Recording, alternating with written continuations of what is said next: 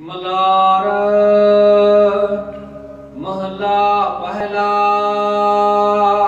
पहले पातशाह धन धन सतगुरु श्री गुरु नानक देव साहब जी महाराज मलार राग दे विच शुभ पावन उपदेश की बख्शिश करते हैं। जिन धन पीर का साधना जानिया। पति ਅਤੇ ਸਤੀ ਦਾ ਅਲੰਕਾਰ ਵਰਤ ਕੇ ਸਾਨੂੰ ਪਰਮੇਸ਼ਰ ਨਾਲ ਜੋੜਨ ਦਾ ਯਤਨ ਕਰ ਰਹੇ ਨੇ ਕਿ ਜਿਸ ਇਸਤਰੀ ਨੇ ਆਪਣੇ ਪਤੀ ਦੀ ਸੇਵਾ ਦੇ ਸੁੱਖ ਦਾ ਸਵਾਦ ਨਹੀਂ ਜਾਣਿਆ, ਰਸ ਨਹੀਂ ਜਾਣਿਆ, ਸਾ ਬਿਲਖ ਬਾਗਨ ਕੁਮਲਾਨੀ। ਉਹ ਇਸਤਰੀ ਮੂੰਹ ਨਾਲ ਵਿਰਲਾਪ ਕਰਦੀ रोंदी है ते तन करके मुरझाई रहिंदी है। उहदे चेहरे ते रौनक खत्म हो जाती है। जिसने पति की सेवा का रस आनंद ही नहीं जानिया, उसका अपने जिंदगी का रस जिंदगी का आनंद खत्म हो जाता है। एक गल विचारन वाली है, तुसीं जे किसी प्रति क्रोध रखोगे, गुस्सा रखोगे, दूजे उपर असर तो बाद विच होएगा। तुहाडा मन पहला ही सड़दा बलदा रहेगा।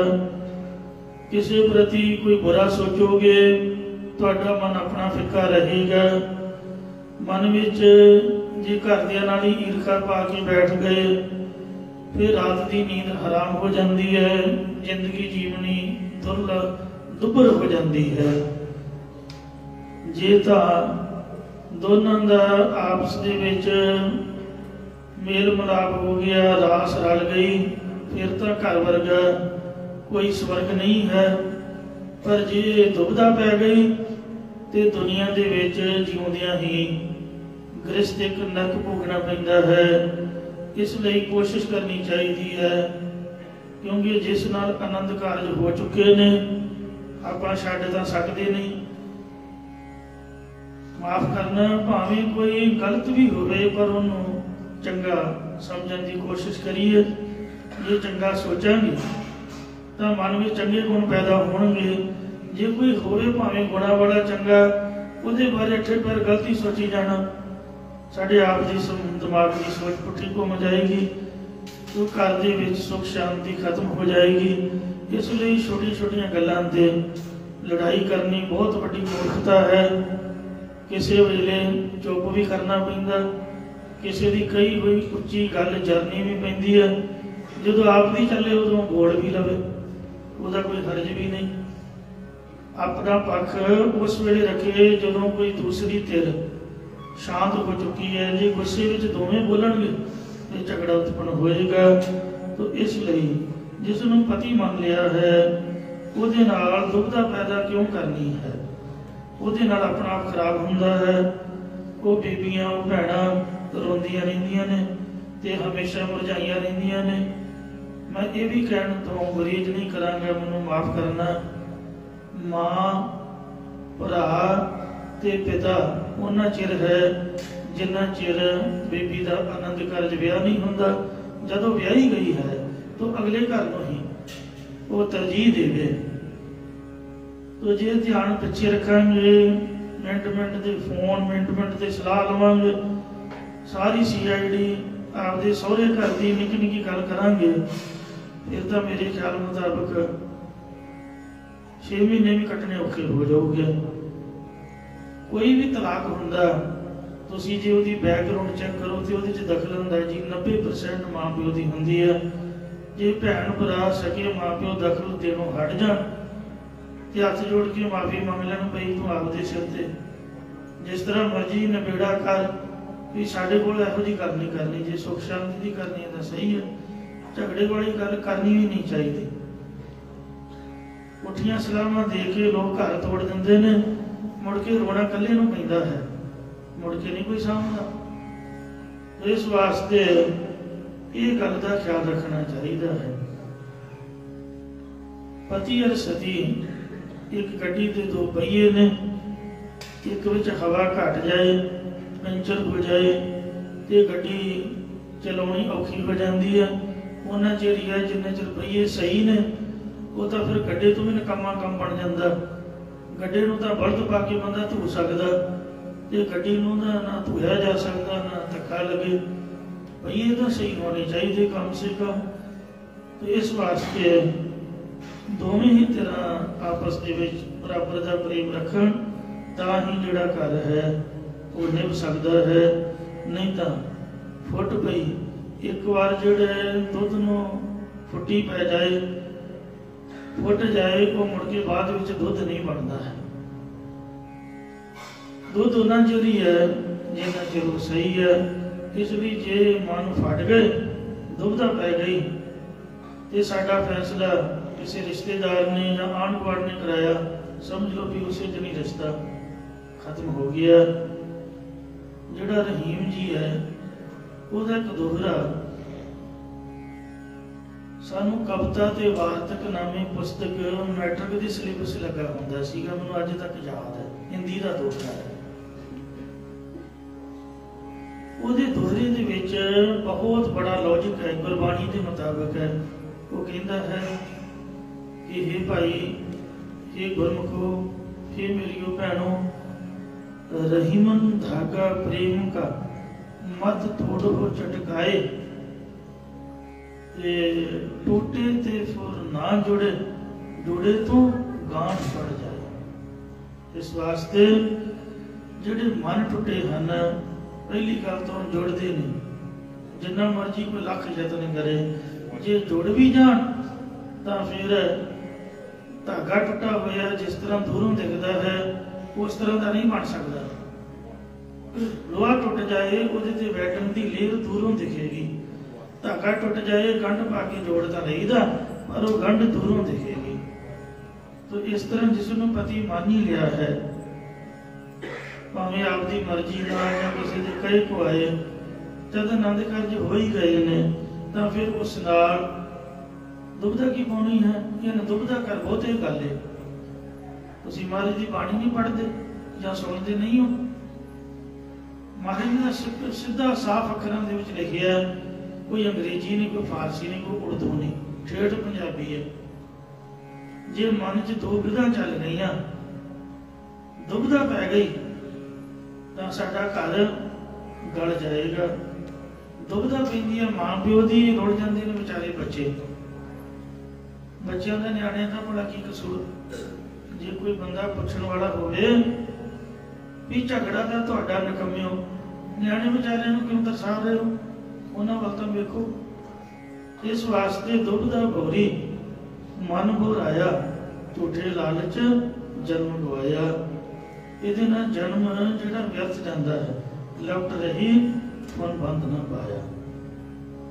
ਇਹ ਜਿਹੜੀ ਦੁਬਦਾ ਹੈ, ਇਹ ਬਹੁਤ ਜ਼ਿਆਦਾ ਮਾੜੀ ਹੈ। ਮਨ ਇਕਾਗਰ ਹੋਣਾ ਚਾਹੀਦਾ ਹੈ। ਇਸ ਲਈ ਸੋ ਪਾਤਸ਼ਾਹ ਜੀ ਕਥਨ ਕਰਦੇ ਨੇ ਕਿ ਜਿਸ ਧਨ ਇਸਤਰੀ ਨੇ ਆਪਣੇ ਪਤੀ ਦੀ ਸੇਵਾ ਦਾ ਸੁਖ ਰਸ ਆਨੰਦ ਨੂੰ ਨਹੀਂ ਜਾਣਿਆ, ਹਰ ਹਮੇਸ਼ਾ ਹੀ ਜਦੋਂ ਪ੍ਰਾਹੁਣੇ ਆ ਜਾਂਦੇ ਉਦੋਂ ਨਿਆਣਿਆਂ ਨੂੰ ਕੁੱਟਣ ਲੱਗ ਪੈਂਦੇ ਵੀ ਚਾਹ ਨਾ ਬਣਾਉਣੀ ਪਏ। ਪ੍ਰਾਹੁਣੇ ਆਪੇ ਵੇਖ ਕੇ ਭੱਜ ਜਾਣ ਵੀ ਇਹਦਾ ਝਗੜਾ ਕਰ ਰਹੀ ਆ। ਕਈਆਂ ਦਾ ਸੁਭਾਅ ਹੁੰਦਾ, ਰੋਟੀ ਖਾਣ ਵਾਲੇ ਚਾਰ ਇਕੱਠੇ ਹੋ ਜਾਣ, ਕਹਿਣਾ ਮੇਰੇ ਤਾਂ ਪੇਟ ਦਰਦ ਹੁੰਦੀ ਹੈ ਜੀ, ਮੇਰੀਆਂ ਤਾਂ ਲੱਤਾਂ ਪੀੜ ਹੋ ਰਹੀਆਂ ਜੀ, ਮੇਰਾ ਤਾਂ ਸਿਰ ਫਟ ਰਿਹਾ ਜੀ। ਉਹੀ ਗੋਲੀ ਗਾਲੀ ਖਾ ਕੇ ਤੇ ਉੱਥੇ ਮੁੱਕੜ ਜਿਹਾ ਮਾਰ ਲੈਣਾ। ਘਰ ਵਾਲਾ ਵਿਚਾਰਾ ਖੱਪਿਆ ਤਪਿਆ ਸ਼ਾਮ ਨੂੰ ਘਰ ਆਇਆ, ਉਹਨੂੰ ਪਾਣੀ ਪੁੱਛਣ ਦੀ ਬਜਾਏ ਤੇ ਕਹਿਣਾ ਵੀ ਤੇਰੇ ਹੱਥ ਨਹੀਂ ਹਨ, ਫਰਿੱਜ ਤੈਨੂੰ ਦਿਖਦਾ, ਤੂੰ ਆਪ ਖੋਲ ਕੇ ਪਾਣੀ ਪੀ ਲੈ। ਜੇ ਕੋਈ ਚੀਜ਼ ਮੰਗ ਲਈ, ਉਸੇ ਵਕਤ ਹੀ ਮਹਾਭਾਰਤ ਖੜਾ ਹੋ ਜਾਣਾ ਘਰ ਦੇ ਵਿੱਚ। ਉਹ ਘਰ ਹੈ ਕਿ ਮਹਾਭਾਰਤ ਦਾ ਖਾਣਾ ਦੱਸੋ। ਇਹ ਗੁਰੂ ਗੋਬਿੰਦ ਸਿੰਘ ਨੇ ਲਿਖਿਆ, ਮੈਂ ਨਹੀਂ ਕਹਿ ਰਿਹਾ। ਦਸਮ ਗ੍ਰੰਥ ਦੇ ਵਿੱਚ ਵਚਨ ਆਉਂਦੇ ਨੇ, ਪਾਣੀ ਕੇ ਮੰਗਤ ਪਾਥਰ ਮਾਰਤ। ਜਿਹੜੀ ਬੀਬੀ ਪਾਣੀ ਮੰਗੇ ਨਾ ਸਿਰ 'ਚ ਪੱਥਰ ਮਾਰਦੀ ਹੈ। ਗੁੱਸਾ ਕਿਸੇ ਤੇ ਹੈ, ਉਹ ਝਗੜਾ ਸੱਸ ਨਾਲ ਹੋਇਆ, ਕੁੱਟੀ ਨਿਆਣਿਆਂ ਨੂੰ ਜਾ ਰਹੀ ਵਿਚਾਰਿਆਂ ਨੂੰ। ਮੈਂ ਪਹਿਲਾਂ ਬੇਨਤੀ ਕੀਤੀ, ਬੱਚਿਆਂ ਦਾ ਕੀ ਕਸੂਰ ਹੈ। ਬੱਚਿਆਂ ਨੂੰ ਬੜਾ ਤੁਸੀਂ ਕਿਉਂ, ਉਹਨਾਂ ਦੇ ਮਨ ਦੇ ਉੱਪਰ ਇੰਨਾ ਕੋਮਲ ਮਨ ਹੁੰਦਾ ਨਿਆਣਿਆਂ ਦਾ, ਇੱਕ ਵਾਰ ਅਸਰ ਹੋ ਗਿਆ ਜ਼ਿੰਦਗੀ ਭਰ ਉਹਨਾਂ ਦਾ ਅਸਰ ਉੱਥੋਂ ਦੂਰ ਨਹੀਂ ਹੋਏਗਾ। ਜਿਹੜੇ ਬੱਚੇ ਜਿਸ ਮਾਹੌਲ 'ਚ ਪਲਦੇ ਨੇ ਉਸੇ ਤਰ੍ਹਾਂ ਦਾ ਹੀ ਉਹਨਾਂ ਦਾ ਮਨ ਪੱਥਰ ਬਣ ਜਾਂਦਾ। ਇਸ ਲਈ ਕੋਈ ਵੀ ਉੱਚੀ ਨੀਵੀਂ ਗੱਲ ਬੱਚਿਆਂ ਦੇ ਕੰਨਾਂ ਦੇ ਵਿੱਚ ਨਹੀਂ ਪੈਣੀ ਚਾਹੀਦੀ। ਮਨ ਉਸ ਤਰ੍ਹਾਂ ਦਾ ਬਣ ਜਾਂਦਾ। ਇਸ ਲਈ ਪ੍ਰੇਮ ਭਾਵ ਹੋਵੇ ਤਾਂ ਚੜ੍ਹਦੀ ਕਲਾ ਹੋਵੇ। ਕਹਿੰਦੇ ਪਾਣੀ ਕੇ ਮੰਗਤ ਪਾਥਰ ਮਾਰਤ, ਜੋ ਮੰਗਿਆ ਪਾਣੀ ਹੈ ਤੇ ਸਿਰ 'ਚ ਪੱਥਰ ਮਾਰ ਰਹੀ ਹੈ। ਨਾਰ ਕਿਦੋਂ ਘਰ ਨਾਹਰ ਆਨੀ, ਉਹ ਘਰ ਵਾਲੀ ਤੇ ਨਹੀਂ ਵਿਆਹ ਕੇ ਲਿਆਂਦੀ ਹੋਈ। ਬੀਬੀਆਂ ਦੀ ਜਾਤ ਤਾਂ ਨਹੀਂ, ਉਹ ਤਾਂ ਇੱਕ ਸ਼ੇਰਨੀ ਸਮਝ ਲਓ ਲਿਆ ਕੇ ਬੰਨੀ ਹੋਈ ਹੈ, ਘਰ ਦੇ ਵਿੱਚ ਛੱਡੀ ਹੋਈ ਹੈ, ਜਿਹੜੀ ਸਾਰਿਆਂ ਨੂੰ ਹੀ ਵੱਢਣ ਖਾਣ ਨੂੰ ਪੈ ਰਹੀ ਹੈ। ਗੱਲ ਕੋਈ ਹੁੰਦੀ ਬਣਾ ਕੋਈ ਲੈਣੀ, ਗੱਲ ਨੂੰ ਵਿਗਾੜੀ ਜਾਣਾ। ਸ਼ਲੋਕ ਮਹਲਾ ਪਹਿਲਾ। ਨਾਨਕ ਫਿੱਕਾ ਬੋਲਿਆ ਤਨ ਮਨ ਫਿੱਕਾ ਹੋਏ, ਫਿੱਕੋ ਫਿੱਕਾ ਸਤੀਐ, ਫਿੱਕੇ ਫਿੱਕੀ ਸੋਏ। ਫਿੱਕਾ ਦਰਗਾਹ ਸਟੀਐ, ਮੋਇ ਫਿੱਕਾ ਤੁਕੇ ਪਾਏ, ਫਿੱਕਾ ਮੂਰਖ ਆਖੀਐ, ਪਹਾੜਾਂ ਲੈ ਸਜਾਏ। ਇੱਕ ਦੂਜੇ ਉੱਪਰ ਆਪਾਂ ਫਾਈਟ ਕਿਉਂ ਕਰਦੇ ਹਾਂ? ਕਿਉਂਕਿ ਬੋਲ ਬਾਣੀ ਵਿਗੜ ਜਾਂਦੀ ਹੈ। तो जब फिक्का वचन हुंदा फिर लड़ाई झगड़ा उत्पन्न हो जाता। सतगुरु महाराज ने इको ही काम की गल दसी है, कहते मिठा बोलन नेव चलन हथों देकर भला मनाए। ये भाई गुरदास जी की पंक्ति है। मिठत नीवी नानका गुण चंगियाइयां तथ। श्लोक महला पहला। सिमल रुख सरायरा। ये सारियां जो मैं तुहानू प्रमाण गुरबाणी ਦੀਆਂ ਪੰਕਤੀਆਂ ਸੁਣਾ ਰਿਹਾ, ਇਹ ਸਾਨੂੰ 10ਵੀਂ ਦੇ ਵਿੱਚ ਕਵਿਤਾ ਤੇ ਵਾਰਤਕ ਕਿਤਾਬ 'ਚ ਪੜ੍ਹਾਈਆਂ ਗਈਆਂ। ਗੁਰਦੁਆਰੇ ਤਾਂ ਆਪਾਂ ਬੜੀ ਚਿਰ ਬਾਅਦ ਆਏ ਹਾਂ। ਗੁਰਦੁਆਰੇ ਦੀ ਪੜ੍ਹਾਈ ਤਾਂ ਬੜੀ ਤਾਂ ਦੀ ਹੈ। ਜਿਸ ਨੇ ਆਪਣੇ ਘਰਦਿਆਂ ਨੂੰ ਖੁਸ਼ ਨਹੀਂ ਕੀਤਾ, ਘਰ ਵਾਲਾ ਵਿਚਾਰਾ ਉਹ ਚਾਹ ਪਾਣੀ ਤੋਂ ਭੁੱਖਾ ਬੈਠਾ ਹੋਇਆ ਤੇ ਬੀਬੀ ਫੜ ਕੇ ਗੁਰਦੁਆਰੇ ਝਾੜੂ ਦੇ, ਮੇਰੇ ਖਿਆਲ ਮੁਤਾਬਕ ਤਾਂ ਕੁਛ ਪ੍ਰਾਪਤੀ ਨਹੀਂ ਹੋ ਸਕਦੀ। ਪਹਿਲਾਂ ਸੇਵਾ ਤਾਂ ਘਰ ਦੀ ਹੁੰਦੀ ਹੈ, ਉਸ ਤੋਂ ਬਾਅਦ ਮਾਂ ਪਿਓ ਦੀ, ਭੈਣ ਭਰਾ ਦੀ, ਪਤੀ ਤੇ ਬਾਲ ਬੱਚੇ ਦੀ ਸੇਵਾ ਤੋਂ ਬਾਅਦ ਹੀ ਬਾਅਦ ਚ ਗੁਰਦੁਆਰਾ ਹੈ। ਇਸ ਵਾਸਤੇ ਆਪਾਂ ਖੁਸ਼ ਕਰਨ ਤੁਰਿਆ ਰੱਬ ਨੂੰ। ਪਾਠ ਪੂਜਾ ਕਾਹਦੇ ਵਾਸਤੇ ਹੁੰਦਾ? ਪਰਮਾਤਮਾ ਨੂੰ ਖੁਸ਼ ਕਰਨ ਲਈ। ਮਾਂ ਪਿਓ ਤਾਂ ਵਿਚਾਰੇ ਸਾਡੇ ਬੜੇ ਸਾਡੇ ਤੇ ਪਰੇਸ਼ਾਨ। घर के मैंबर जोड़े ने वो तो खाफे हैं, फिर परमात्मा कितों खुश हो जाओ? दसो भाई। रब की गल तो बड़ी उच्ची है, रब को खुश करना तो बड़ा ही औखा। जो साडे संबंध हैं उन्होंने पूरा निभना चाहिए।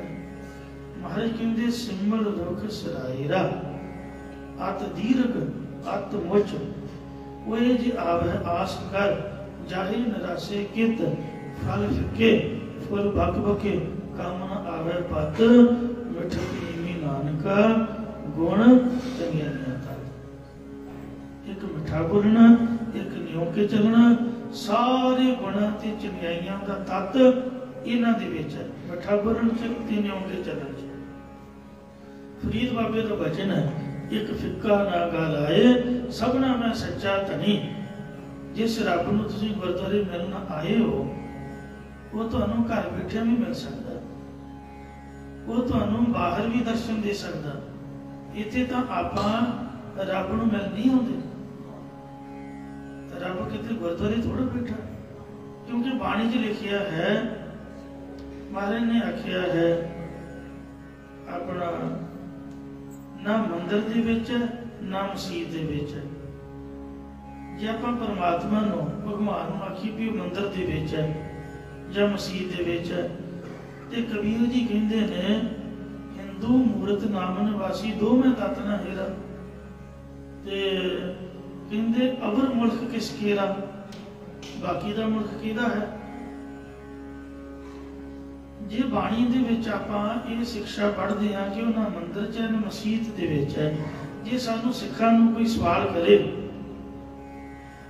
ਕਿ ਉਹ ਗੁਰਦੁਆਰੇ ਹੈ, ਤੁਸੀਂ ਮੰਦਿਰ ਤੇ ਮਸੀਤ ਨੂੰ ਰਿਜੈਕਟ ਕਰ ਰਹੇ ਹੋ,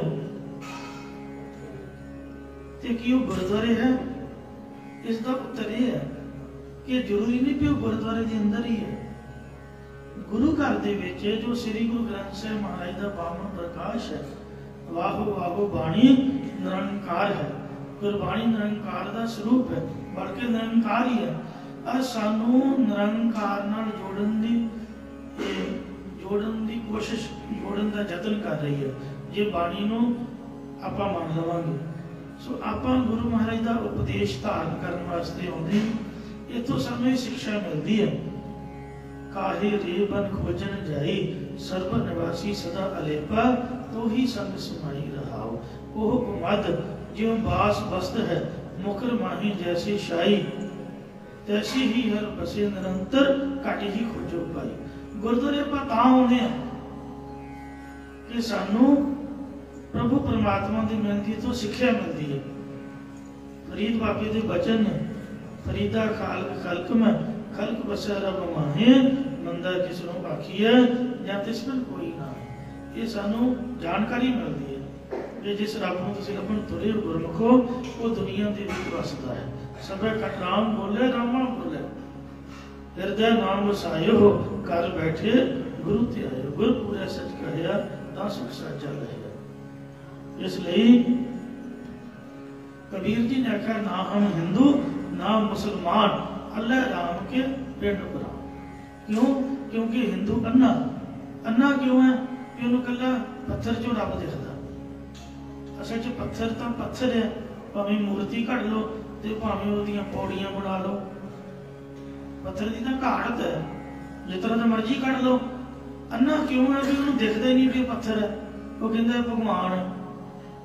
ਤੇ ਤੁਰਕ ਨੂੰ ਕਾਣਾ ਤਾਂ ਆਖਿਆ ਵੀ ਉਹ ਅੱਲਾ ਨੂੰ ਮੰਨਦਾ, ਅੱਲਾ ਨਹੀਂ ਹੈ। ਮੁਸਲਮਾਨਾਂ 'ਚ ਇੱਕ ਸਿਫਤ ਹੈ, ਮੈਂ ਆਪਦੇ ਸਿੱਖਾਂ ਦੇ ਨਾਲੋਂ, ਮੈਨੂੰ ਮਾਫ ਕਰਨਾ, ਮੁਸਲਮਾਨਾਂ ਨੂੰ ਚੰਗਾ ਸਮਝਦਾ। ਘੱਟੋ ਘੱਟ ਉਹਨਾਂ ਦਾ ਕੁਛ ਦੀਨ ਮੰਨਦਾ ਹੈ ਨਾ। ਕੋਈ ਵੀ ਮੁਸਲਮਾਨ ਜਿਹਨੂੰ ਮਰਜ਼ੀ ਪੁੱਛ ਕੇ ਵੇਖ ਲਓ। ਮੈਂ ਕਿਸੇ ਨੂੰ ਪੁੱਛਿਆ ਸੀਗਾ, ਮੈਂ ਕਿਹਾ ਵੀ ਤੁਸੀਂ ਆ ਕਬਰਾਂ ਨੂੰ ਕਿਉਂ ਮੰਨਦੇ ਹੋ? ਸਮਾਧਾਂ ਬਣਾ ਕੇ ਉਹਦੇ ਕੱਪੜੇ ਪਾ ਕੇ, ਹੁਣ ਜੇ ਤੁਸੀਂ ਨਮਾਜ਼ ਪੜ੍ਹਦੇ ਹੋ, ਕਹਿੰਦੇ ਸੀ ਮੰਨਦੀ ਤਾਂ ਨਹੀਂ। ਮੈਂ ਕਿਹਾ ਫਿਰ ਉੱਥੇ ਕਬਰ ਤੇ ਕਿਉਂ ਜਾਂਦੇ ਹੋ? ਕਹਿੰਦੇ ਤੁਹਾਨੂੰ ਸਮਝਣਾ ਚਾਹੀਦਾ, ਤੁਹਾਡੇ ਲੋਕ ਜਿਹੜੇ ਜਾਂਦੇ ਨੇ ਉਹਨੂੰ ਰੱਬ ਮੰਨ ਕੇ ਜਾਂਦੇ ਨੇ। ਕਬਰ ਦੇ ਕੇ ਹੱਥ ਜੋੜ ਕੇ ਕਹਿੰਦੇ ਤੂੰ ਰੱਬ ਹੈ, ਇਹ ਪੀਰ ਜੀ, ਇਹ ਰੱਬ ਜੀ, ਸਾਡੀ ਆਹ ਮਨਸਾ ਪੂਰੀ ਕਰ। ਉਹ ਭਲਿਓ ਮਾਨਸੋ ਦਾ ਬੰਦਾ ਮਰਿਆ ਪਿਆ, ਖੁਦ ਆਪ ਨਿਰਯਤਨ ਹੈ, ਉਹਦੇ ਕੋਲੋਂ ਕੋਈ ਕੋਸ਼ਿਸ਼ ਨਹੀਂ ਹੋ ਰਹੀ। ਜਿਹੜਾ ਕਬਰ ਦੇ ਵਿੱਚ ਵੱਜਿਆ ਪਿਆ ਹੈ, ਮੁਸਲਮਾਨਾਂ ਦਾ ਇਹ ਮਤ ਹੈ ਵੀ ਜਿਹੜੇ ਚੰਗੇ ਅਮਲ ਕਰਦੇ ਨੇ, ਮੁਹੰਮਦ ਸਾਹਿਬ, ਜਦੋਂ ਕਿਆਮਤ ਦਾ ਦਿਨ ਆਏਗਾ ਸਾਰੇ ਮੁਰਦੇ ਖੜੇ ਹੋ ਜਾਣਗੇ, ਮੁਹੰਮਦ ਸਾਹਿਬ ਖੁਦਾ ਦੇ ਕੋਲ ਉਹਨਾਂ ਦੀ ਸਿਫਾਰਿਸ਼ ਪਾਉਣਗੇ ਕਿ ਇਹ ਮੇਰੀ ਗੱਲ ਮੰਨਦੇ ਨੇ, ਚੰਗੇ ਅਮਲ ਕੀਤੇ ਨੇ, ਉਹਨਾਂ ਨੂੰ ਬਹਿਸ਼ਤਾਂ 'ਚ ਵਾਸਾ ਮਿਲੂਗਾ। ਮੁਸਲਮਾਨ ਪੁਨਰ ਜਨਮ ਨਹੀਂ ਮੰਨਦੇ, ਦੁਬਾਰਾ ਤੋਂ ਜਨਮ ਨਹੀਂ ਹੁੰਦਾ। ਜਿਹੜਾ ਮਰ ਗਿਆ ਉਹ ਤਾਂ ਆਪ ਵਿਚਾਰਾ ਮਰਿਆ ਪਿਆ, ਉਹ ਤੁਹਾਡਾ ਕੀ ਸਵਾਲ ਦੱਸੋ? ਕਹਿੰਦੇ ਅਸੀਂ ਉਹਦੀ ਕਬਰ ਦੇ ਅੱਗੇ ਖੜੋ ਕੇ ਜਿਹੜੇ ਹੱਥ ਜੋੜਦੇ ਆ ਉਹਦੇ ਅੱਗੇ ਨਹੀਂ ਜੋੜਦੇ। ਮੈਂ ਹੈਰਾਨ ਹੋ ਗਿਆ। ਆ ਨਵਾਂ ਗਰਾਊਂਡ ਤੋਂ ਇੱਕ ਮੇਰੇ ਨਾਲ ਆਇਆ ਸੀਗਾ ਸਫ਼ਰ ਦੇ ਵਿੱਚ, ਤੇ ਮੈਂ ਰਸਤੇ ਦੇ ਵਿੱਚ ਉਹਦੇ ਨਾਲ ਗੱਲਾਂ ਬਾਤਾਂ ਕੀਤੀਆਂ। ਮੁਸਲਮਾਨ ਸੀ, ਕਹਿੰਦਾ ਸੀ ਉਹਦੀ ਕਬਰ ਦੇ ਅੱਗੇ ਹੱਥ ਜੋੜ ਕੇ ਖੁਦਾ ਦੇ ਅੱਗੇ ਇਬਾਦਤ ਕਰਦੇ ਆ ਵੀ ਖੁਦਾ, ਇਹ ਅੱਲਾਹ ਤਾਲਾ ਜਿਹੜਾ ਜਿਉਂਦਾ ਬੰਦਾ ਹੁੰਦਾ ਉਹ ਸਭ ਕੁਝ ਕਰ ਸਕਦਾ ਹੈ। ਇਸ ਲਈ ਸਾਡੇ ਮੱਤ ਵਿੱਚ ਵੀ ਜਦੋਂ ਕੋਈ ਚੜ੍ਹਾਈ ਕਰ ਜਾਂਦਾ, ਆਪਾਂ ਉਹਦੀ ਅੰਤਮ ਅਰਦਾਸ ਕਰਦੇ ਹਾਂ, ਉਹਦਾ ਕੀਰਤਨ ਕਰਦੇ ਹਾਂ, ਉਹਦੀ ਕਥਾ ਕਰਦੇ ਹਾਂ। ਕਈ ਰੂਹਾਂ ਤੁਸੀਂ ਸੁਣੀਆਂ ਹੋਣਗੀਆਂ, ਕਹਿੰਦੀਆਂ ਵੀ ਸਾਡੀ ਕਲਿਆਣ ਕਰੋ ਜੀ।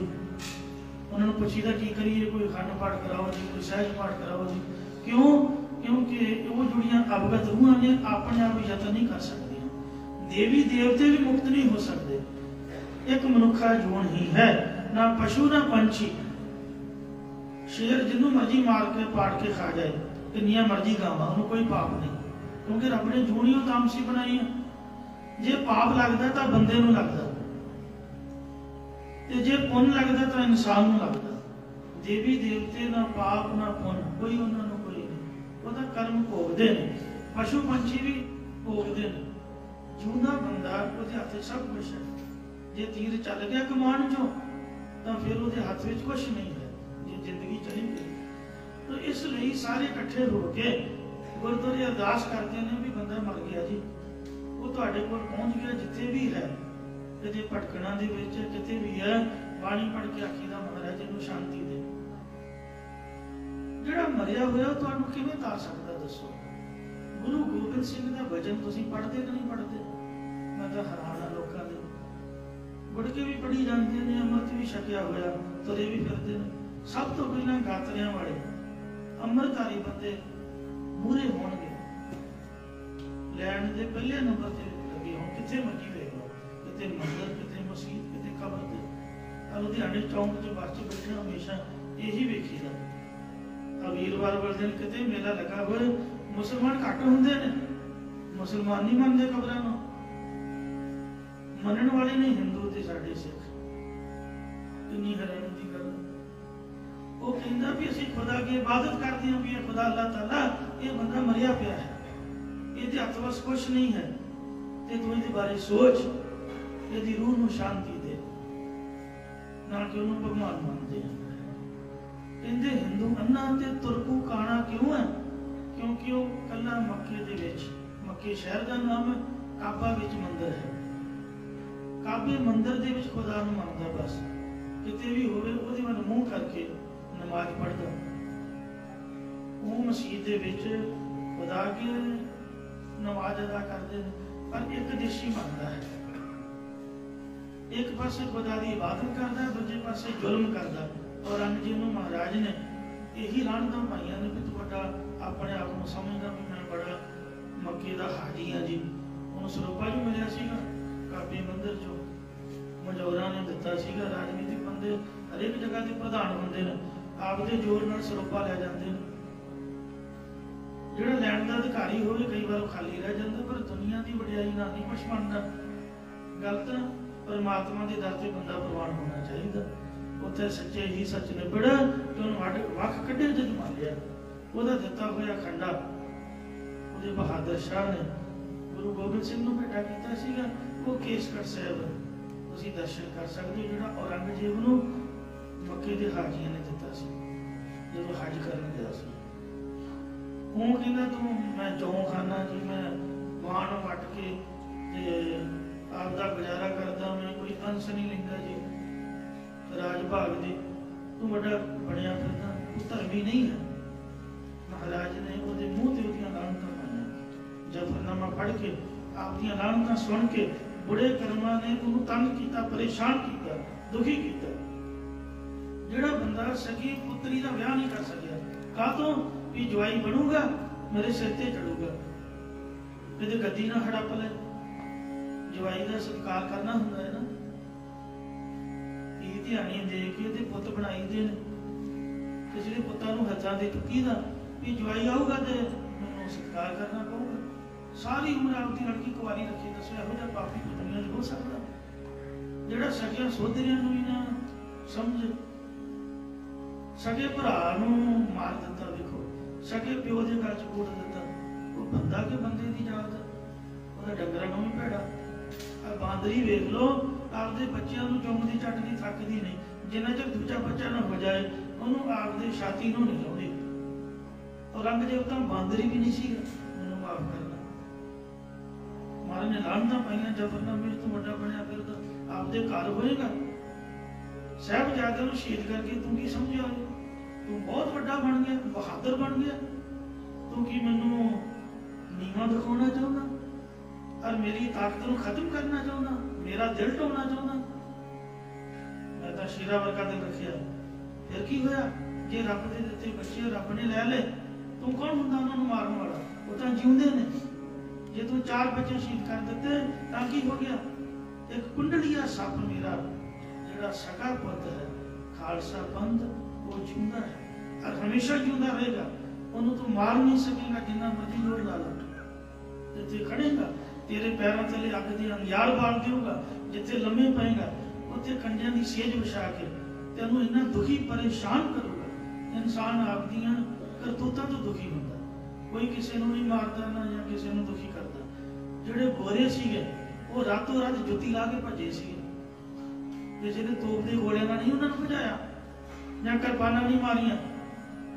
ਅੱਜ ਜਿਨ੍ਹਾਂ ਸਿੰਘਾਂ ਨੇ ਸ਼ਹੀਦੀ ਪਾਈ ਹੈ, ਅੱਜ 10ਵੀਂ ਵਾਲੇ ਦਿਨ ਉਹਨਾਂ ਦੇ ਅਸਥਾਨ ਤੇ ਆਪ ਹਾਜ਼ਰੀ ਭਰ ਰਹੇ ਹੋ, ਇਹ ਉਹਨਾਂ ਦੇ ਆਉਂਦਿਆਂ ਹੀ ਇਹਨਾਂ ਨੇ ਵਿਰੋਧਤਾ ਕੀਤੀ ਸੀ।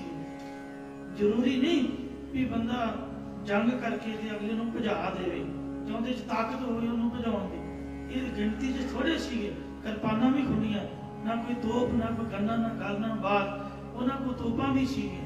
ਪਟਿਆਲੇ ਵਾਲੇ ਮਹਾਰਾਜੇ ਦੇ ਕੋਲ ਉਹਦੀ ਮਦਦ ਲੈਣ ਗਏ, ਉਹਨੇ ਉਲਟੀਆਂ ਤੋਪਾਂ ਦਾਗ ਦਿੱਤੀਆਂ। ਰਾਜਾ ਵੀ ਗੋਰਿਆਂ ਨਾਲ ਲੜ ਗਿਆ। ਫਿਰ ਕੀ ਹੋ ਗਿਆ? ਜੇ 100 ਸਾਲ ਰਾਜ ਕਰ ਗਏ, ਪਰ ਇਹਨਾਂ ਸਿੰਘਾਂ ਦੀ ਵਿਰੋਧਤਾ ਕਰਕੇ ਉਹ ਤਾਂ ਭੌਂਕਦਾ ਹੈ, ਭਾਵੇਂ ਤੁਸੀਂ ਉਹਨੂੰ ਮਾਰ ਦਿਓ, ਪਰ ਉਹਨੇ ਆਪਦੀ ਆਦਤ ਨਹੀਂ ਛੱਡਣੀ। ਇਸ ਲਈ ਜ਼ੁਲਮ ਦੇ ਵਿਰੁੱਧ ਬੋਲੋ ਤਾਂ ਸਹੀ।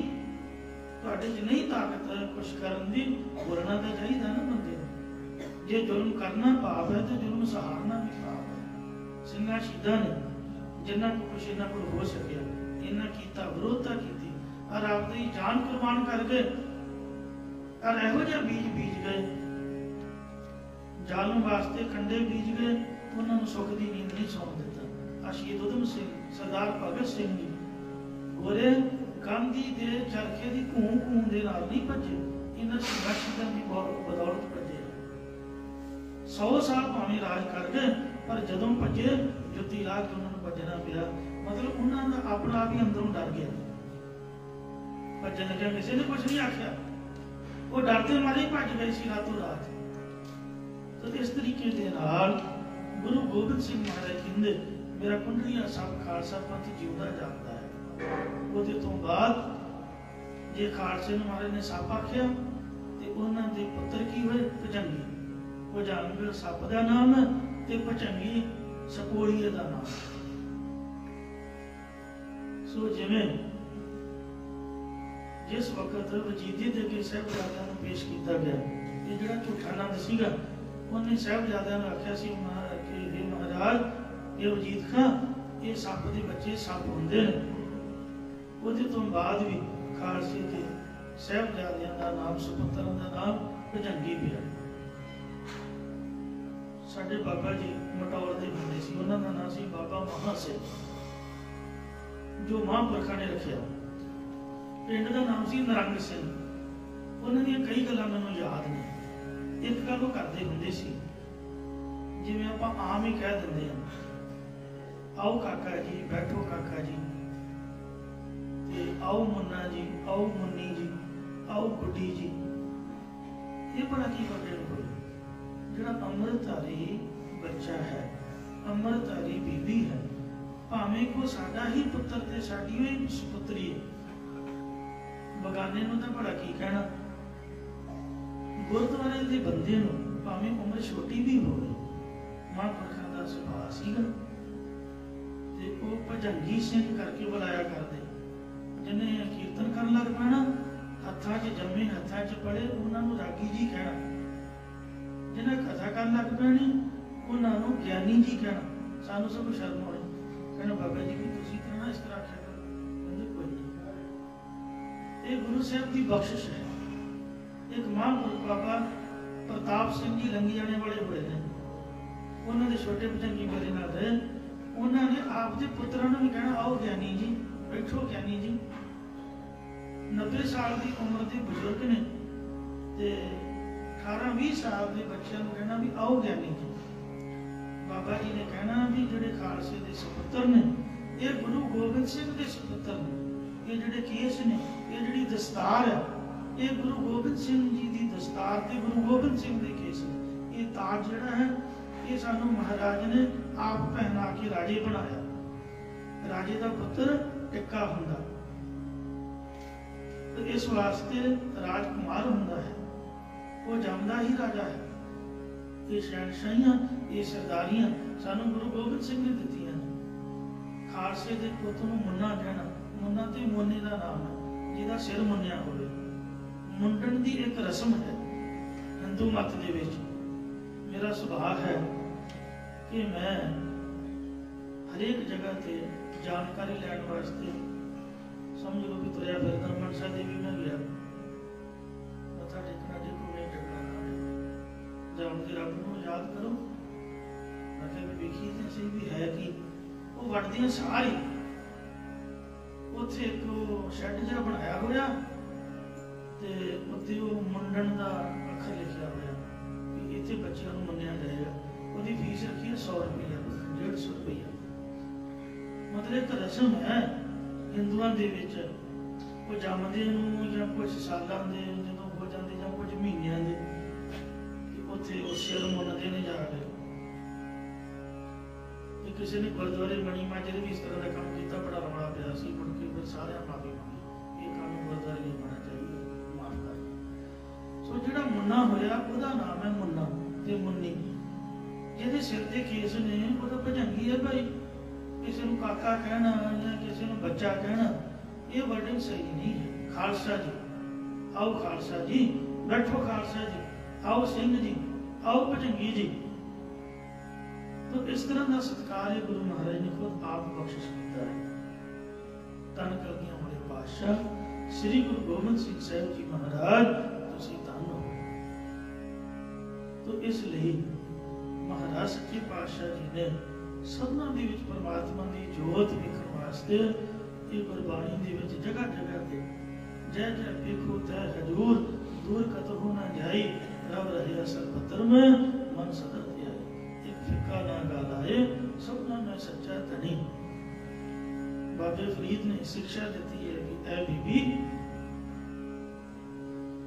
किसी ने बेनती की थी कि कमण सो अखर कमण गुण कमण सो मणिया मंत कमण सो विसो हो करी जित बस आवे कंत। ते बाबे फरीद ने बड़ा की शिक्षा दी, कहते निमण सो अखर खमण गुण। जंतर दे अखर हुंदे ने जिहड़े लिख के दिंदे ने, ਜਿਹੜਾ ਨਿਉ ਕੇ ਰਹਿਣਾ ਇਹ ਜੰਤਰ ਦੇ ਅੱਖਰ ਨੇ। ਖਾਬਣ ਗੁਣ ਜਿਹੜਾ ਕਿਸੇ ਦੀ ਕਈ ਉੱਚੀ ਗੱਲ ਨੂੰ ਸਹਾਰ ਲੈਣਾ, ਇਹ ਗੁਣ ਮੰਤਰ ਹੈ, ਜਾਦੂ ਹੈ। ਗੁਣ ਕਹਿੰਦੇ ਨੇ ਜਾਦੂ ਨੂੰ, ਜਾਂ ਗੁਣ ਧਾਰਨ ਕਰੋ ਸਹਾਰਨ ਸ਼ਕਤੀ। ਜਿਹਬਾ ਮਣੀਆਂ ਮੰਤ ਜਿਹੜਾ ਜ਼ੁਬਾਨ ਤੋਂ ਮਿੱਠਾ ਬੋਲਣਾ, ਇਹ ਸ਼੍ਰੋਮਣੀ ਮੰਤਰ ਹੈ ਕਿਸੇ ਨੂੰ ਵਸ ਕਰਨ ਦਾ। ਇਹ ਤ੍ਰੈ ਭੈਣੇ ਵੇਸ ਕਰ ਤਾਂ ਬਸ ਆਵੀ ਕੰਧ। कि मेरी भैने ये तीन गुण जो तू धारण कर लेंगी, तेरा पति अपने आप ही तेरे वस में आ जाएगा। कोई जादू करन दी, कोई काली इलम करन दी, कोई धागे तवीत करन दी नहीं लोड़ है। ये त्रै भैने वेस कर तां वस आवी कंत मत होती हुए इयाणा। जे असीं भावें बुद्धिमान ते पर वड्डे अगे नियाणे बन के रहिए तां कुछ मिल सकदा। ताण हुंदे होए नताणा, भावें बड़ वाले हैं फिर भी गुरु महाराज के चरणों च अपने आप को निर्बल पेश करता। ताण होंदे हुए निदाना, मन होंदे हुए निमाना। क्यों महाराज साहब सच्चे पातशाह जी ने सानू शिक्षा समझाई है कि भाई सो जिवें पति ते सती का आपस में प्रेम है और पति की सेवा करके बीबी को प्रसन्नता मिलती है, इसी प्रकार जिन धन पिर का साध न जानिया। जिस जीव रूप स्त्री ने अपने पति परमेश्वर की प्राप्ति का ब्रह्मानंद रूप स्वाद नू नहीं जानिया। बिलख बदन कुमलानी वो जीव रूप स्त्री का अंतःकरण मुखड़ा लाभ करता है कि उसके अंतःकरण की बिरती या बुद्ध भी कुमलाई रहिंदी है। बड़ी निरासी कर्म की फांसी। ओहो नित निमित प्राश्चित कर्मां दी फाही विच पै के स्वरूप की प्राप्ति तो बगैर उदासीन हो गई है। इन गुर परम भुलानी, क्योंकि उसकी बिरती पूरे गुरां दे उपदेश तो बिना परम दे भुलन विच आ रही है। पर सकना मेरा पीर कर आया। जिवें जग बदल वरसना करता है तद स्त्री कहती है कि हे बदल तू बहुता वरसना कर ताकि मेरा पति घर विच आउणा करे। इसी प्रकार पर सकना मेरा पीर कर आया। जब गुरु रूप बदल ने बहुता उपदेश रूप मींह वरसाउणा कीता तद मेरा पति परमेश्वर अंतःकरण रूप घर विच जाके साक्षात्कार ਹੋ ਗਿਆ। ਬਲ ਜਾਵਾ ਗੁਰ ਆਪਣੇ ਪ੍ਰੀਤਮ, ਮੈਂ ਆਪਣੇ ਪ੍ਰੀਤਮ ਪਿਆਰੇ ਸਤਿਗੁਰੂ ਸਾਹਿਬ ਜੀ ਤੋਂ ਬਲਿਹਾਰ ਜਾਣਾ ਕਰ। ਜਿਨ ਹਰ ਪ੍ਰਭ ਆਣ ਮਿਲਾਇਆ, ਸੋ ਜਿਨ੍ਹਾਂ ਗੁਰਾਂ ਨੇ ਆਪਣੀ ਸ਼ਰਨ ਵਿੱਚ ਲਿਆ ਕੇ ਹਰੀ ਪਰਮੇਸ਼ਰ ਦੇ ਨਾਲ ਮਿਲਾ ਦਿੱਤਾ ਹੈ, ਜਾਂ ਜਿਸ ਗੁਰਾਂ ਨੇ ਹਰੀ ਪਰਮੇਸ਼ਰ ਨੂੰ ਲਿਆ ਕੇ ਮੇਰੇ ਨਾਲ ਮਿਲਾ ਦਿੱਤਾ ਹੈ। ਵਿਸ਼ਰਾਮ ਦੇ ਕਰ ਫਰਮਾਨ ਕਰਦੇ ਹਨ। ਗਾਉ ਤਨ ਪ੍ਰੀਤ ਸਦਾ ਠਾਕੁਰ ਸਿਓ, ਜਿਨ੍ਹਾਂ ਦੀ ਹਮੇਸ਼ਾ ਹੀ ਸੁਆਮੀ ਪਰਮੇਸ਼ਰ ਦੇ ਨਾਲ ਨਵੀਨ ਪ੍ਰੀਤੀ ਹੈ, ਜਾਂ ਸਦਾ ਨਵੀਨ ਸਰੂਪ ਸੁਆਮੀ ਦੇ ਨਾਲ ਪ੍ਰੀਤੀ ਹੈ। ਅਨ ਦਿਨ ਭਗਤ ਸੁਹਾਵੇ, ਉਹ ਦਿਨ ਰਾਤ ਸ਼ੋਭਨੀ ਪਰਮੇਸ਼ਰ ਦੀ ਭਗਤੀ ਵਿੱਚ ਜੁੜੇ ਰਹਿੰਦੇ ਨੇ, ਜਾਂ ਉਹਨਾਂ ਦੀ ਰਾਤ ਦਿਨੇ ਭਗਤੀ ਕੀਤੀ ਹੋਈ ਸ਼ੋਭਨੀਕ ਹੋਈ ਹੈ। ਮੁਕਤ ਭਏ ਗੁਰ ਦਰਸ ਦਿਖਾਇਆ, ਜਿਨ੍ਹਾਂ ਨੂੰ ਸਤਿਗੁਰਾਂ ਨੇ ਆਪਣਾ ਪਵਿੱਤਰ ਦਰਸ਼ਨ ਵਿਖਾਇਆ ਹੈ, ਉਹ ਪੁਰਖ ਮੁਕਤ ਹੋ ਗਏ ਨੇ। ਔਰ ਉਹਨਾਂ ਨੇ ਐਸਾ ਜਾਣਿਆ ਹੈ ਕਿ ਜੋਗ ਜੋਗ ਭਗਤ ਸੁਭਾਵੀ, ਯੁਗਾਂ ਯੁਗਾਂ 'ਚ ਪਰਮੇਸ਼ਰ ਦੀ ਭਗਤੀ ਹੀ ਸ਼ੋਭਨੀਕ ਹੈ, ਜਾਂ ਉਹਨਾਂ ਨੂੰ ਯੁਗਾਂ ਯੁਗਾਂ ਵਿੱਚ ਪਰਮੇਸ਼ਰ ਦੀ ਭਗਤੀ ਹੀ ਭਾਉਂਦੀ ਚੰਗੀ ਲੱਗਦੀ ਹੈ। ਹਮ ਥਾਰੇ ਤ੍ਰਿਭਾਵਨ ਜਾਗ ਤੁਮਰਾ, ਇਹ ਪਰਮੇਸ਼ਰ ਅਸੀਂ ਥਾਰੇ, ਆ ਤੁਹਾਡੀ ਬੋਲੀ ਹੈ, ਤੁਹਾਡੇ ਪੈਦਾ ਕੀਤੇ ਹੋਏ ਹਾਂ, ਤੁਹਾਡੇ ਹੀ ਬਣਾਏ ਹੋਏ ਹਾਂ। ਇਹ ਤਿੰਨਾਂ ਲੋਕਾਂ ਸਵਰਗ, ਮਾਤ ਲੋਕ, ਪਤਾਲ ਲੋਕ ਵਾਲਾ ਸੰਸਾਰ ਵੀ ਤੇਰਾ ਹੀ ਪੈਦਾ ਕੀਤਾ ਹੋਇਆ ਹੈ। ਤੂੰ ਮੇਰਾ ਹੋ ਤੇਰਾ, ਤੂੰ ਮੇਰਾ ਸੁਆਮੀ ਹੈ ਅਤੇ ਮੈਂ ਤੇਰਾ ਸੇਵਕ ਹਾਂ। ਸਤਿਗੁਰ ਮਿਲਿਆ ਨਿਰੰਜਨ ਪਾਇਆ, ਜਦ ਪੂਰਨ ਸਤਿਗੁਰੂ ਸਾਹਿਬ ਜੀ ਦੇ ਨਾਲ ਮਿਲਣਾ ਕੀਤਾ, ਤਦ ਸ਼ੁੱਧ ਸਰੂਪ ਪਰਮੇਸ਼ਰ ਨੂੰ ਪਾ ਲਿਆ ਹੈ। ਬਹੁ ਨਾ ਭਵ ਜਲ ਫੇਰਾ, ਇਸ ਕਰਕੇ ਹੁਣ ਮੇਰਾ ਮੁੜ ਕੇ ਸੰਸਾਰ ਸਮੁੰਦਰ ਵਿੱਚ ਗੇੜਾ ਨਹੀਂ ਹੋਵੇਗਾ। ਆਪਣੇ ਬਿਰਹਰ ਦੇਖ ਵਿਗਾਸੀ, ਜਦ ਮੇਰੀ ਆਪ ਦੇ ਪਤੀ ਪਰਮੇਸ਼ਰ ਨੂੰ ਵੇਖ ਕੇ ਚਿੱਤ ਦੀ ਬਿਰਤੀ ਖੜਾ ਵਿੱਚ ਆ ਗਈ। ਆਓ ਧਨ ਸਾਚ ਸੀਗਾਰੂ, ਤਾਂ ਮੇਰਾ ਜੀਵ ਰੂਪ ਇਸਤਰੀ ਦਾ ਵੈਰਾਗ ਵਿਵੇਕ ਜਬ ਤੱਕ ਰੂਪ ਸ਼ਿੰਗਾਰ ਕੀਤਾ ਹੋਇਆ ਸਫਲਾ ਹੋ ਗਿਆ। ਤਾਂ ਮੇਰਾ ਜੀਵ ਰੂਪ ਇਸਤਰੀ ਦਾ ਸੱਚੀ ਦਾ ਸਿਮਰਨ ਰੂਪ ਸ਼ਿੰਗਾਰ ਕੀਤਾ ਹੋਇਆ ਸਫਲਾ ਹੈ। ਅਕੁਲ ਨਿਰੰਜਨ ਸਿਓ ਸੱਚ ਸਾਚੀ, ਉਹ ਜੀਵ ਰੂਪ ਇਸਤਰੀ ਕੁਲਾਂ ਤੋਂ ਰਹਿਤ ਤੇ ਸ਼ੁੱਧ ਸਰੂਪ ਪਰਮੇਸ਼ਰ ਦੇ ਨਾਲ ਮਿਲੀ ਹੋਈ ਹੈ ਤੇ ਸਾਚੀ ਨਿਸ਼ਚੈ ਕਰਕੇ ਉਹ ਸੱਚੀ ਹੈ। ਸੱਚੇ ਨਾਮ ਨੂੰ ਜਪਣ ਕਰਕੇ ਸੱਚ ਦੀ ਪ੍ਰਾਪਤੀ ਵਾਲੀ ਹੈ। ਗੁਰਮਤਿ ਨਾਮ ਆਧਾਰੂ, ਜਿਸ ਨੇ ਗੁਰਸਿੱਖਿਆ ਦੁਆਰਾ ਲਿਵ ਲਾਉਣ ਵਾਸਤੇ ਪਰਮੇਸ਼ਰ ਦੇ ਨਾਮ ਦਾ ਆਸਰਾ ਲੈਣ ਕੀਤਾ, ਉਹ ਜੀਵ ਰੂਪ ਇਸਤਰੀ ਕੁਲਾਂ ਤੋਂ ਰਹਿਤ ਤੇ ਸ਼ੁੱਧ ਸਰੂਪ ਪਰਮੇਸ਼ਰ ਨੂੰ ਮਿਲੀ ਤੇ ਸੱਚੀ ਹੈ। ਮੁਕਤ ਭਾਈ ਬੰਧਨ ਗੁਰ ਖੋਲੇ, ਜਿਸ ਜੀਵ ਰੂਪ ਇਸਤਰੀ ਦੇ ਪੂਰੇ ਸਤਿਗੁਰਾਂ ਨੇ ਕਰਤਾ ਭੋਗਤਾ ਹੰਗਤਾ ਮਨਮਤਾ ਦੇ ਬੰਧਨ ਜੰਜਾਲ ਖੋਲ ਦਿੱਤੇ ਨੇ, ਉਹ ਮੁਕਤ ਹੋ ਗਈ ਹੈ।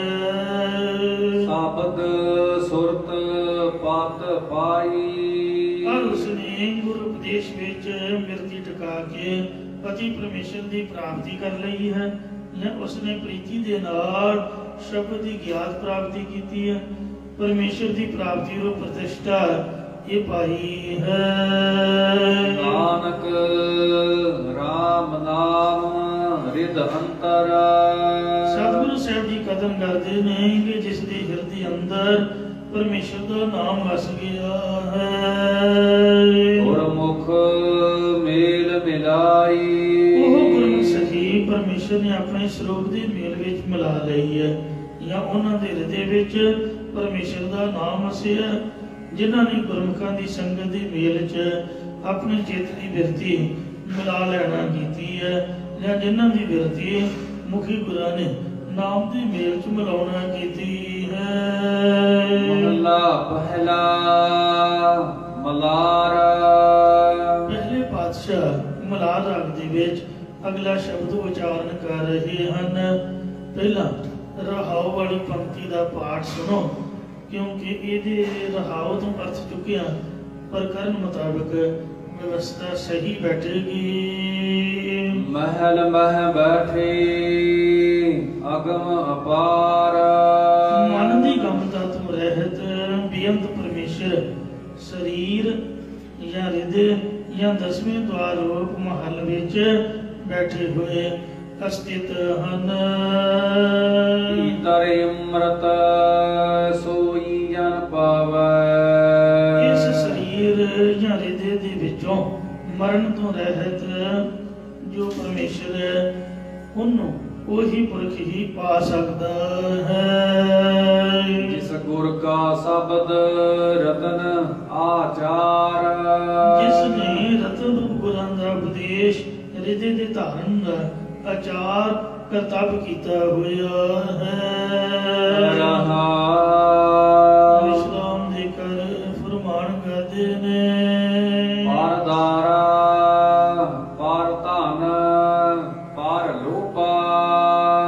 हे ਭਾਈ, ਪਰਾਈ ਇਸਤਰੀ ਵੱਲ ਵਿਕਾਰ ਦ੍ਰਿਸ਼ਟੀ ਨਾਲ ਵੇਖਣਾ, ਪਰਾਏ ਧਨ ਨੂੰ ਚਰਾਉਣਾ ਜਾਂ ਪਰਾਈ ਪਦਾਰਥਾਂ ਨੂੰ ਜੋੜਨ ਦਾ ਜਿਹੜਾ ਲਾਲਚ ਕਰਨਾ ਹੈ। ਓ ਮੈਂ ਵਿਖੈ ਵਿਕਾਰ। ਅਤੇ ਦੇਹ ਦੀ ਹੰਤਾ, ਸ਼ਬਦ ਸਪਰਸ਼ ਰੂਪ ਰਸ ਗੰਧ ਆਦਿਕ ਵਿਸ਼ੇ ਵਿਕਾਰਾਂ ਨੂੰ ਤਿਆਗਣਾ ਜਾਂ ਕਾਮ ਆਦਿਕ ਵਿਸ਼ਿਆਂ ਦੇ ਵਿਕਾਰ ਦੂਜੀਆਂ ਦ੍ਵੈਤ ਵਾਲੀਆਂ ਕਾਰਾਂ ਨੂੰ ਤਿਆਗ ਦੇਣਾ ਕਰ, ਇਹ ਔਗਣ ਹਨ, ਇਹ ਵਜਰ ਕੁਰੈਤਾਂ ਨੇ। ਪਰ ਇਸਤਰੀ ਗਮਨ, ਪਰਾਇਆ ਧਨ, ਪਰਾਇਆ ਲੋਭ ਤੇ ਇਉਂ ਹਉਮੈ ਕਰਨੀ ਤੇ ਜਿਹੜੇ ਵਿਸ਼ੇ ਵਿਕਾਰ, ਇਹਨਾਂ ਦਾ ਤਿਆਗ ਕਰਦੇ, ਇਹਨਾਂ ਨੂੰ ਛੱਡ ਦੇ। ਤਿਆਗਣਾ ਤਿਆਗਣ ਨੀਕਾ, ਕਾਮ ਕ੍ਰੋਧ ਰੂਪ ਤਿਆਗਣਾ। ਦੁਸ਼ਟ ਭਾਉ ਤਾਜ ਨਿੰਦ ਪਰਾਈ। ਅਤੇ ਜਿਹੜਾ ਦੁਸ਼ਟਤਾਈ ਵਾਲਾ ਸੁਭਾਵ ਹੈ, ਕਿਸੇ ਨੂੰ ਮਾਰੀ ਜਾਣਾ, ਕਿਸੇ ਨੂੰ ਤੰਗ ਕਰੀ ਜਾਣਾ, ਕਿ ਅਗਲਾ ਦੁਖੀ ਹੋ ਕੇ ਜ਼ਹਿਰ ਖਾ ਕੇ ਮਰ ਜਾਏ ਜਾਂ ਡੁੱਬ ਕੇ ਮਰ ਜਾਏ। ਸਾਡੀ ਸਰਕਾਰ ਨੇ ਇਹਨੂੰ ਇੱਕ ਕਾਨੂੰਨ ਮੁਤਾਬਕ ਗੁਨਾਹ ਮੰਨਿਆ, ਕਿਸੇ ਨੂੰ ਮਰਨ ਤੇ ਮਜਬੂਰ ਕਰਨਾ, ਇਹ ਬਹੁਤ ਵੱਡਾ ਗੁਨਾਹ।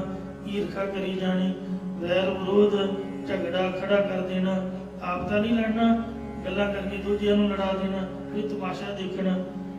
ਇਉਂ ਜਿਹੜਾ ਦੁਸ਼ਟਤਾਈ ਵਾਲਾ ਭੈੜਾ ਸੁਭਾਵ ਹੈ, ਇਹਨਾਂ ਨੂੰ ਛੱਡ ਦੇ, ਜਾਂ ਦੁਸ਼ਟਾਂ ਦੇ ਨਾਲ ਪ੍ਰੇਮ ਕਰਨਾ ਛੱਡ ਦੇ। ਫਿਰ ਤਜ ਨਿੰਦ ਪਰਾਈ, ਬਗਾਨੀ ਨਿੰਦਿਆ ਨੂੰ ਤਿਆਗਣਾ ਕਰ। ਨਿੰਦਿਆ ਕਰਨੀ ਤਾਂ ਆਪਦੀ ਆਪਣੇ ਆਪ ਨੂੰ ਨਿੰਦ।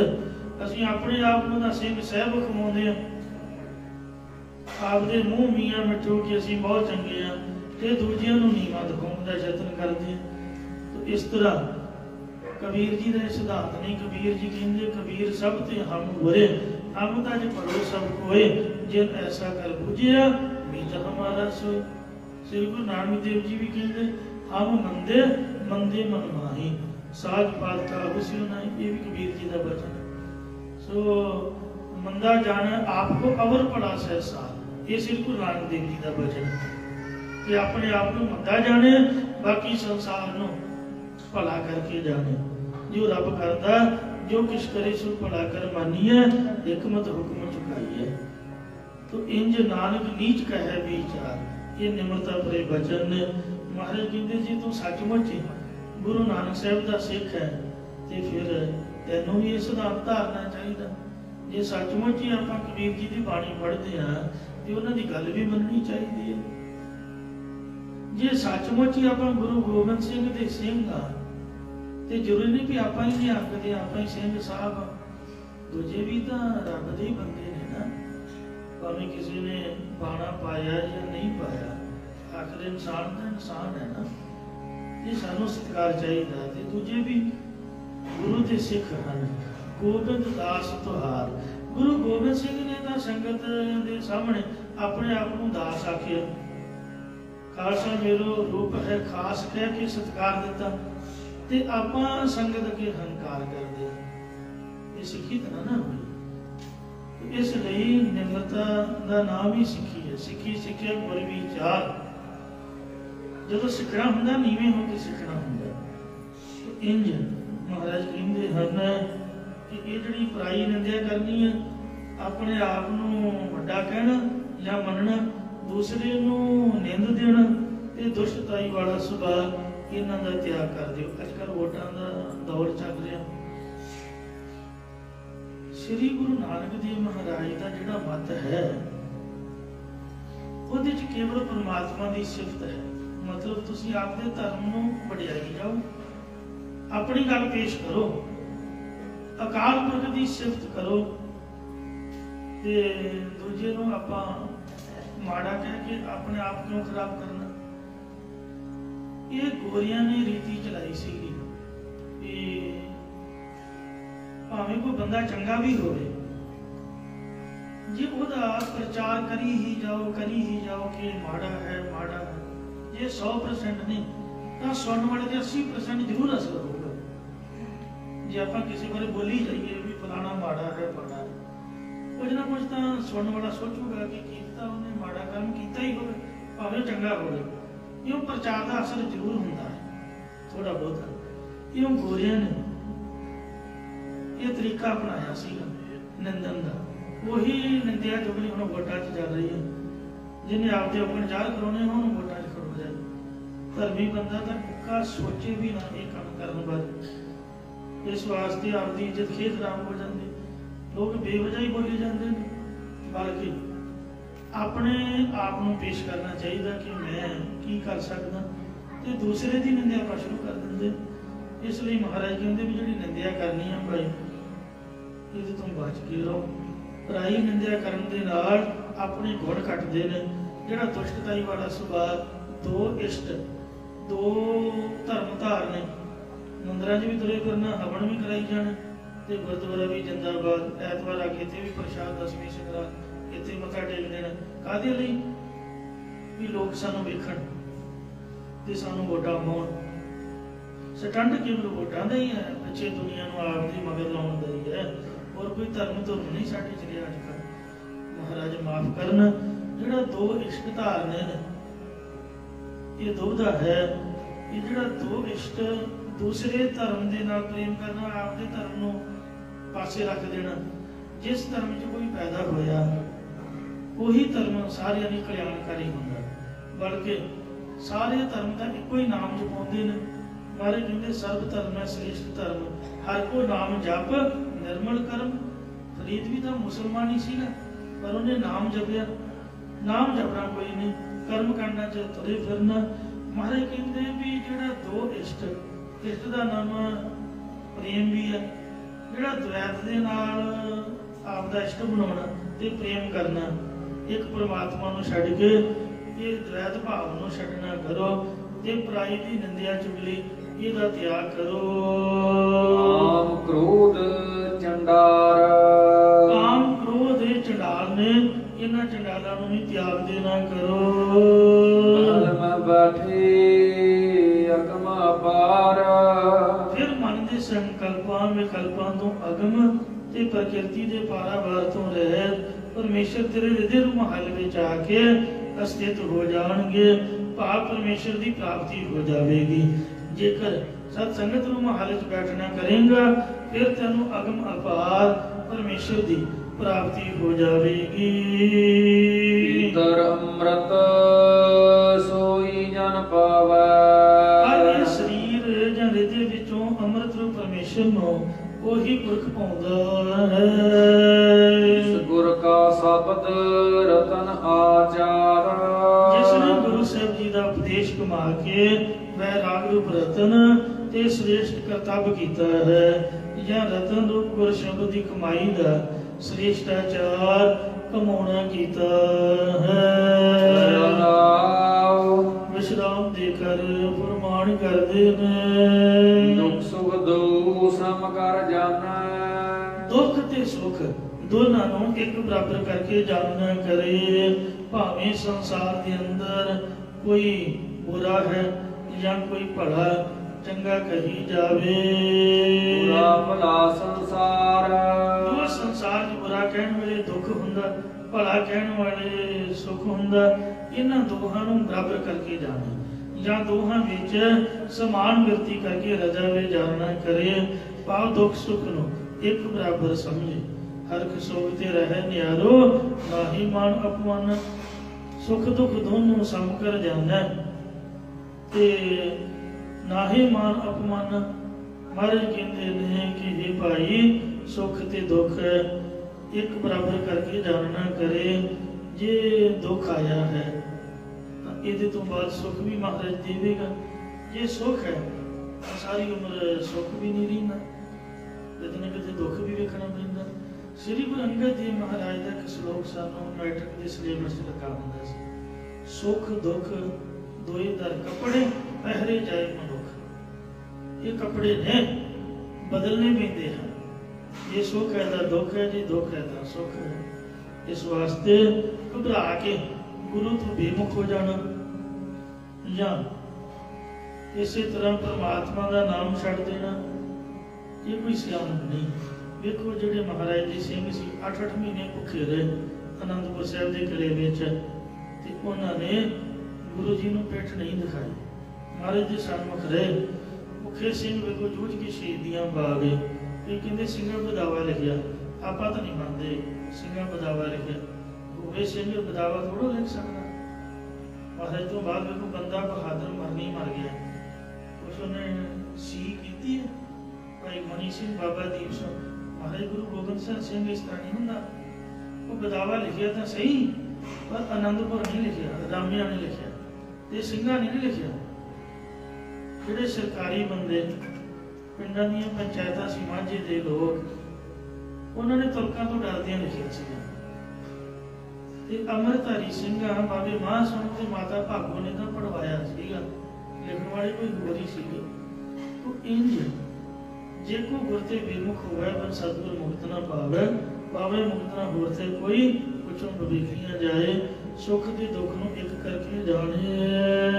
ਸੁਧ ਬੁੱਧ ਸੁਰਤ ਨਾਮ ਹਰ ਪਾਈਐ।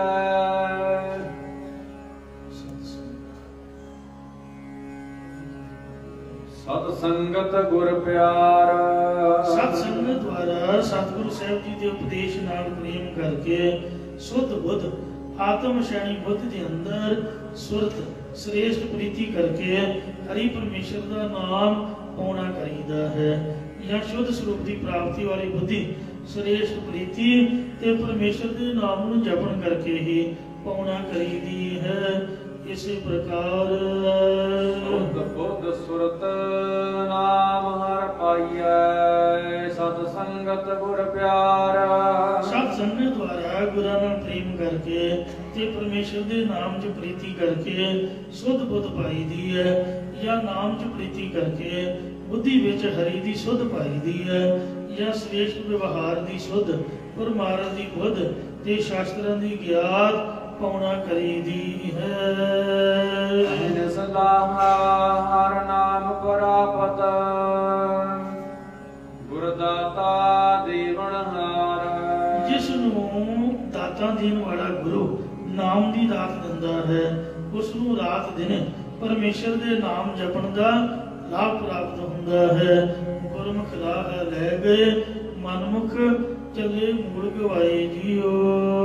ਗੁਰਮੁਖ ਸਿੱਖ ਸੋਈ ਜਨ ਪਾਏ। ਮੁਖੀ ਗੁਰਾਂ ਦੀ ਸਿੱਖਿਆ ਨੂੰ ਉਹੀ ਪੁਰਖ ਪਾਉਂਦਾ ਹੈ। ਜਿਸ ਨੂੰ ਨਦਰ ਕਰੇ ਕਰਤਾਰ।